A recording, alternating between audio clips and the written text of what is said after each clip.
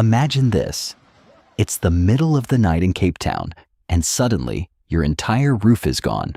Just ripped clean off by winds screaming past 100 kilometers an hour?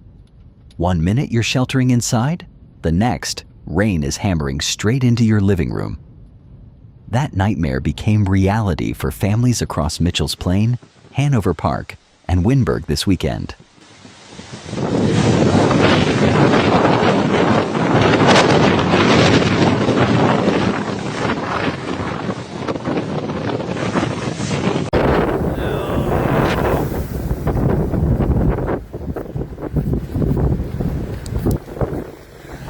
Woo! Look at this.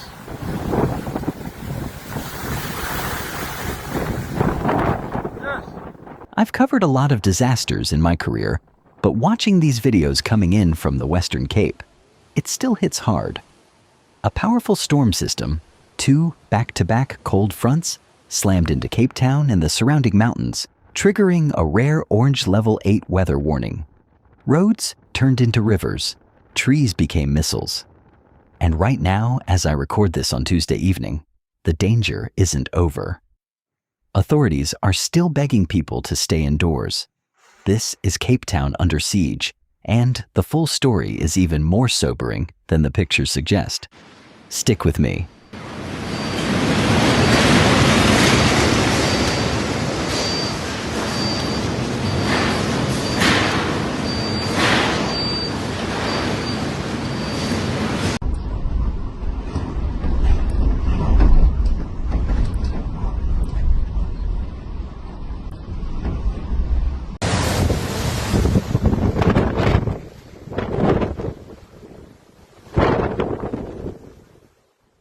Let's break down exactly what happened.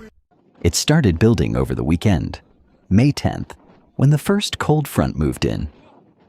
By Monday morning, May 11th, the second, even stronger system hit, bringing torrential rain and gale force winds that just didn't let up. The South African Weather Service didn't mince words. Orange level 8 for disruptive rainfall and damaging winds across the city of Cape Town, plus mountainous areas like Drakenstein, Stellenbosch, Breed Valley, Witzenberg, and parts of the Waterskloof. That warning stayed live right through Tuesday, May 12th.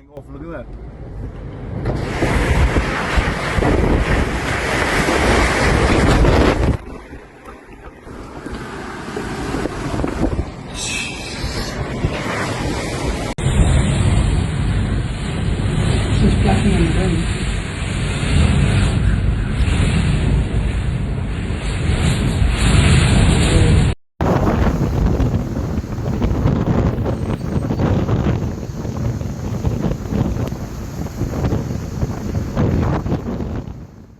Rainfall totals tell the story.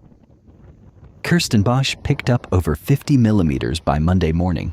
Ceres recorded around 64 to 69 millimeters officially.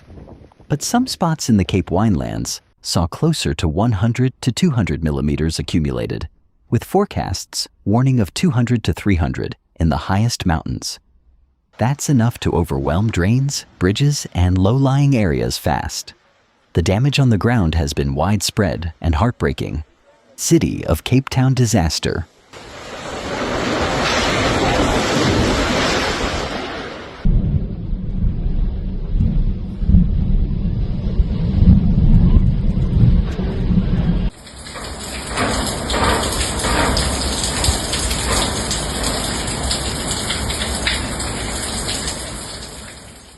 Risk management teams have been flat out since Sunday evening. Spokesperson Charlotte Powell confirmed early on that roofs were torn off homes in Mitchell's Plain and Hanover Park. Localized flooding hit informal settlements hard. We're now talking 26 settlements affected, with damage assessments showing between 10,000 and 11,000 structures impacted, and up to 42,000 people left vulnerable. In Khayelitsha alone, around 1,000 homes took hits, affecting thousands.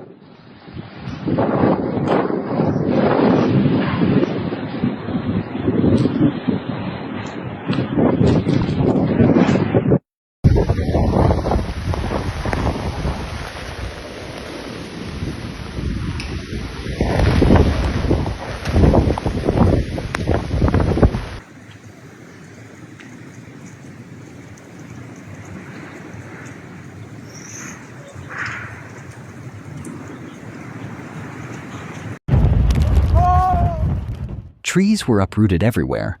One blocked Edison Drive in Bergvliet. Another brought down power lines in Windberg, flooding swamped Rosmead Avenue. 9 trucks were literally blown over on the N2 in the Overberg. Power outages piled up.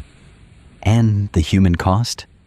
Tragically, at least 5 lives have been lost across the Western Cape in weather-related incidents, including people killed when trees fell on vehicles in Kenilworth and Gnadendal, and at least 1 drowning. My thoughts are with those families. No one should have to go through that.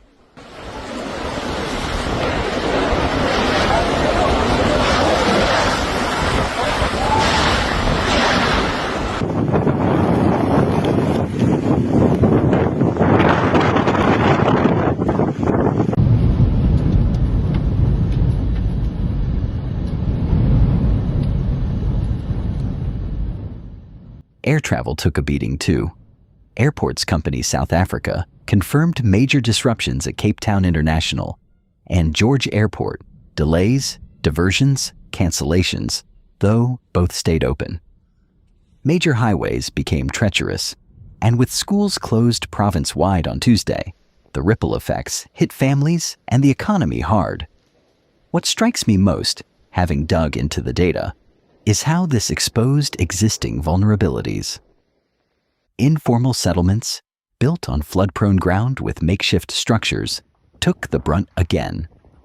We've seen this pattern before in the Western Cape. The province has earned its nickname, Cape of Storms, for a reason. Cold fronts and cut-off low systems are part of the seasonal rhythm here, especially heading into winter. But when you layer on heavy rain, falling on already saturated ground, plus those sudden wind gusts over 100 kilometers per hour, the impacts multiply.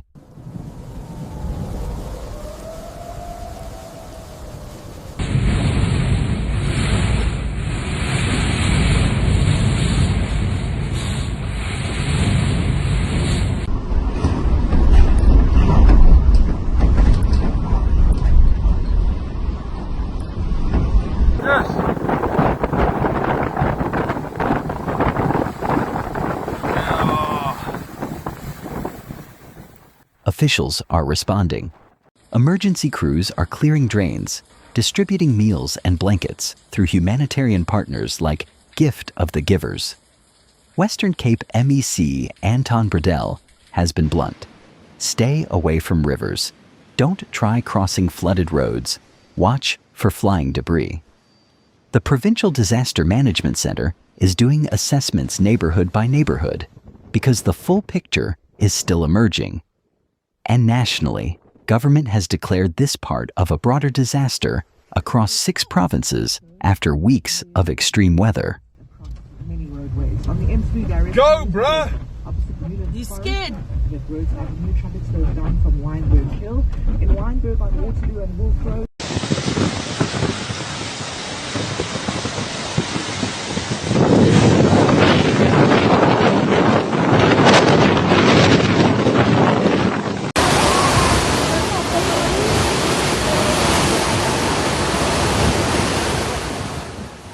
On the science side, and I always like to ground these events in what we actually know, climate researchers point out that while the Western Cape is projected to get drier overall in coming decades, the atmosphere is holding more moisture because of warming oceans. That can mean fewer rain days. But when it does rain, it can come down harder and faster. Events like the 2022 to 2023 cutoff lows that flooded parts of the Cape are reminders that intensity is increasing. This storm fits that emerging pattern, not unprecedented, but the kind we're likely to see more of.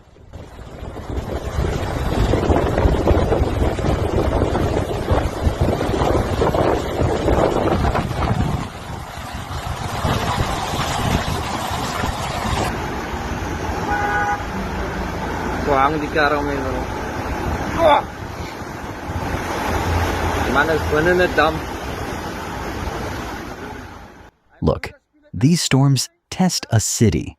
They test infrastructure, they test preparedness, and they test communities. Cape Town has shown resilience before. The Day Zero drought taught lessons about water. Now these floods are teaching more about drainage, early warnings, and protecting the most vulnerable. The next 24 to 48 hours are still critical as the system slowly eases from Wednesday. If you're in the Western Cape right now, follow the City of Cape Town and SA Weather Service updates, avoid unnecessary travel, and check on neighbors.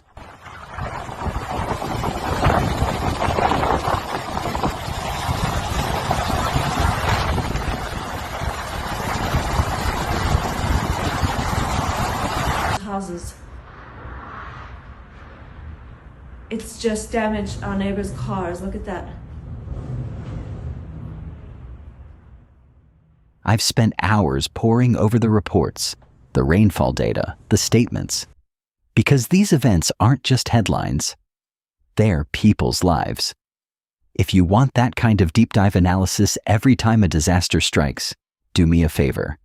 Hit subscribe, turn on notifications, and drop a like if this helped you understand what's really happening in Cape Town. Comment below. Where are you watching from? Are you in the Western Cape right now?